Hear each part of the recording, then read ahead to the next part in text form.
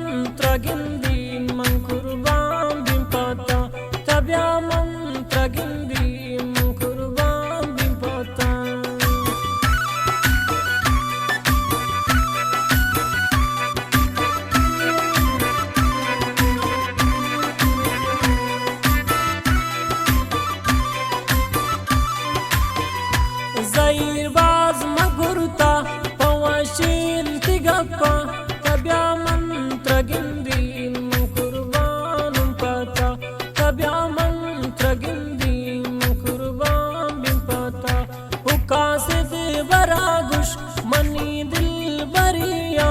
मकने वड़ बर्बाद मनी जिंदगिया मकने वड़ बर्बाद मनी जिंदगिया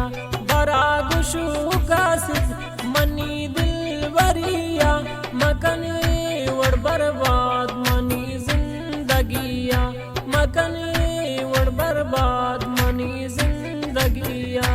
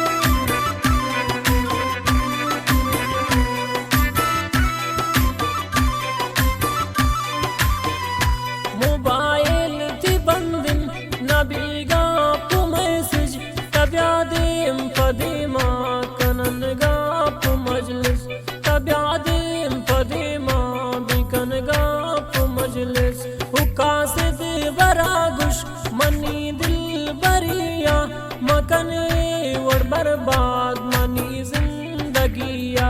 मकने वड़ बर्बाद मनी जिंदगिया बरागुशु कासिद मनी दिल बरिया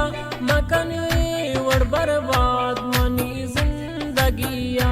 मकने वड़ बर्बाद मनी जिंदगिया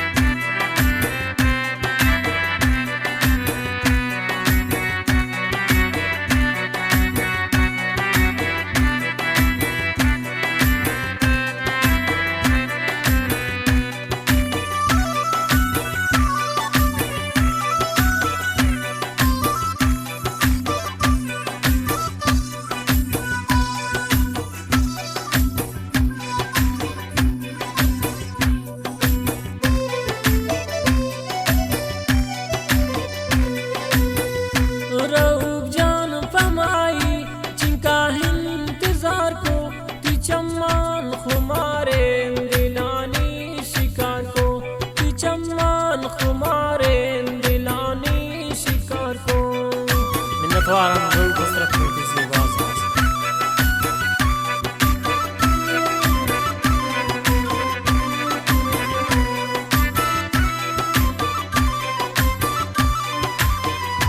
रऊब जान पमाई जिनका इंतजार को कि चम्मान